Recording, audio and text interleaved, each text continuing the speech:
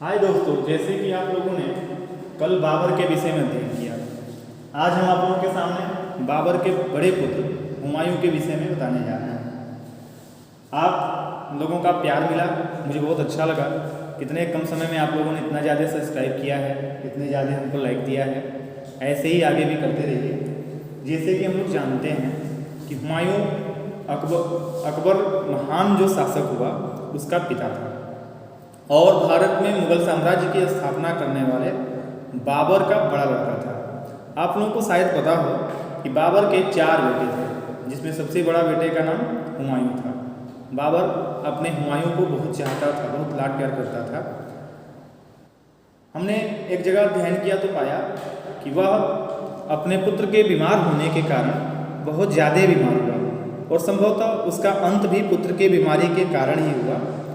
1530 में उसकी मृत्यु के बाद, जैसे कि बाबर की इच्छा थी कि मेरे मरने के बाद मेरा बड़ा पुत्र साम्राज्य का उत्तराधिकारी बनेगा, उत्तराधिकारी बना और उसकी इच्छा पर, बाबर की इच्छा पर हुमायूं ने अपने सौतेले भाई कामरान को काबुल और लाहौर दिया और अन्य अपने तीनों भाइयों को भी केंद्रीय सत्ता को रख करके बाकी छोटे छोटे भागों को बांट करके दे दिया, जो उसकी संभवतः मूर्खता कही जा सकती है, क्योंकि यही सब आगे चल करके उसके लिए सबसे बड़ी समस्या बन करके सामने आए।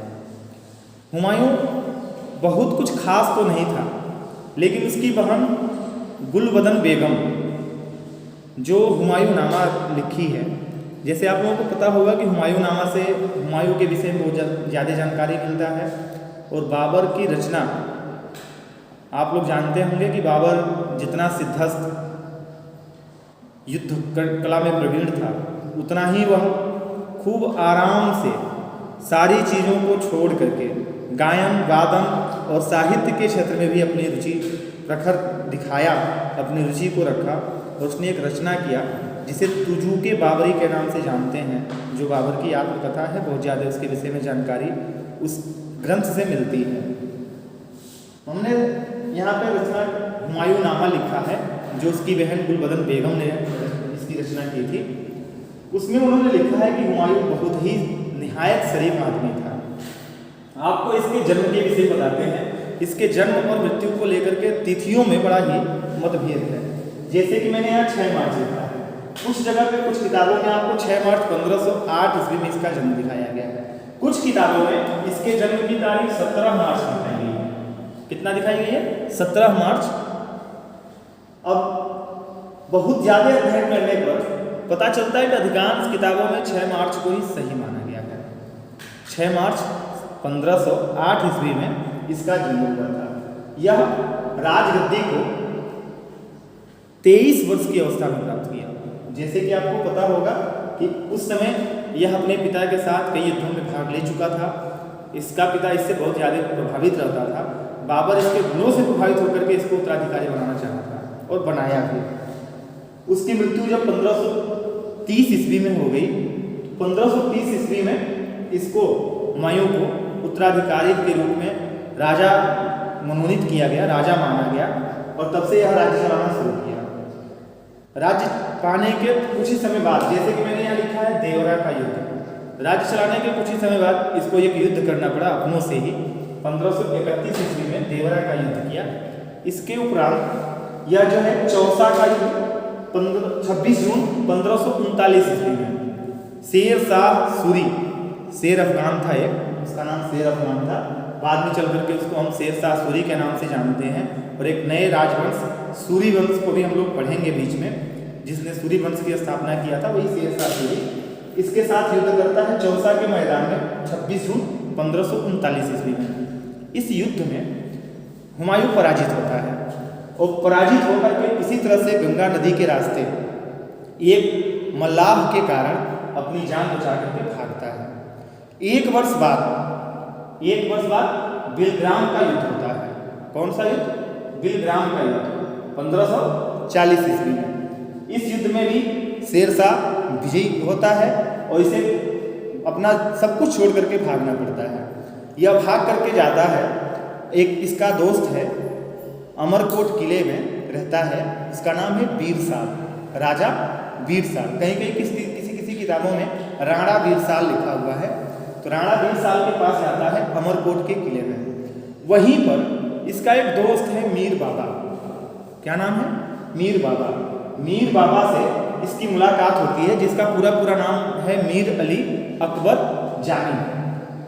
मीर अली अकबर जामी के पुत्री हमीदा बानो बेगम से 29 अगस्त 1541 ईस्वी में, डेट याद रखिएगा, हमीदा बानो बेगम से 29 अगस्त 1541 ईस्वी में इसकी निकाह होती है।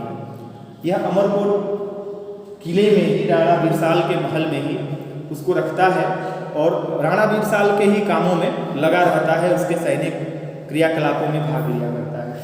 वहीं पर इसे एक पुत्र रत्न की प्राप्ति होती है, जिसे इतिहास में अकबर महान, अकबर या अन्य ऐसे तमाम नामों से दीन इलाही धर्म की स्थापना करने वाला जो अकबर हुआ, उसको हम लोग जानते हैं, उसको आगे हम लोग पढ़ेंगे। उसका जन्म होता है। जन्म की खुशी में यह जो है अपने एक छोटे से सैनिक अभियान में गया होता है। तो सैनिकों के बीच में जैसे इसको खुशी का समाचार मिलता है कि आपके घर एक पुत्र रत्न की प्राप्ति हुई है, यह कहता है कि मेरे पास देने के लिए इस समय सिवाय इन कस्तूरी के कुछ है नहीं। जिस तरह से यह कस्तूरी पूरे दिशाओं को अपने सुगंध से सुगंधित कर रही है, आप लोग दुआ कीजिए कि मेरा पुत्र भी पूरे दिशाओं को, चारों दिशाओं को अपने प्रभाव से प्रभावित कर सके। उसके बाद जैसे कि आप लोगों को पता है कि 40 में यह अपना राज्य छोड़ करके चला जाता है। इधर 5 वर्षों तक शासन करता है शेरशाह।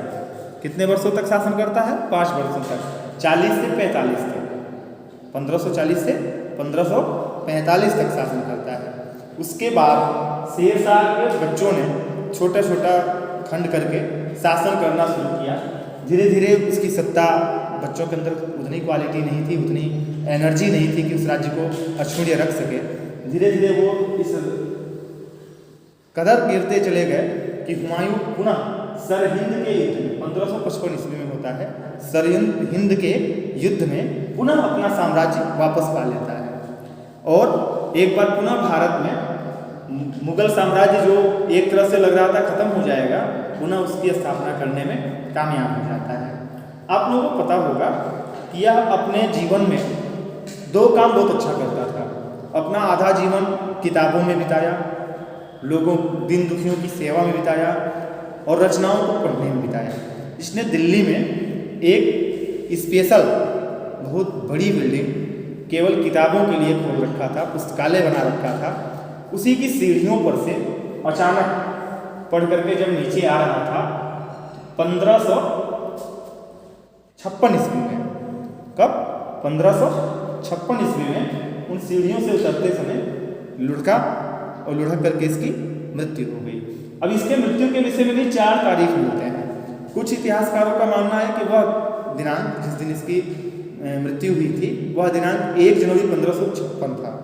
कुछ लोग कहते हैं कि वह दिनांक 22 फरवरी 1556 था। कुछ लोगों का कहना है कि वह दिनांक 4 मार्च 1556 था।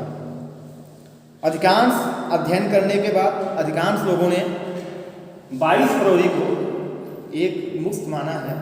तो हम लोग भी ये मान लें कि 22 फरवरी 1556 ईस्वी में इसकी मृत्यु हो जाती है। उस समय इसका पुत्र वर्तमान में पंजाब, जो भारत का पंजाब है, पंजाब का कालानौर, आप लोग कालानौर नाम सुने होंगे, गुरदासपुर जिले में पड़ता है। पंजाब के कालानौर में था। जैसे इसकी मृत्यु की खबर मिली तो उस छोटे से बालक का कालानौर में ही राज्याभिषेक कर दिया गया और भारत का एक दूसरा शासक, जिसे हम लोग अकबर के नाम से जानते हैं, शासन करना शुरू किया। अकबर बहुत से नामों से प्रसिद्ध है। उसे अकबर महान और अन्य बहुत सारे नाम दिए गए हैं।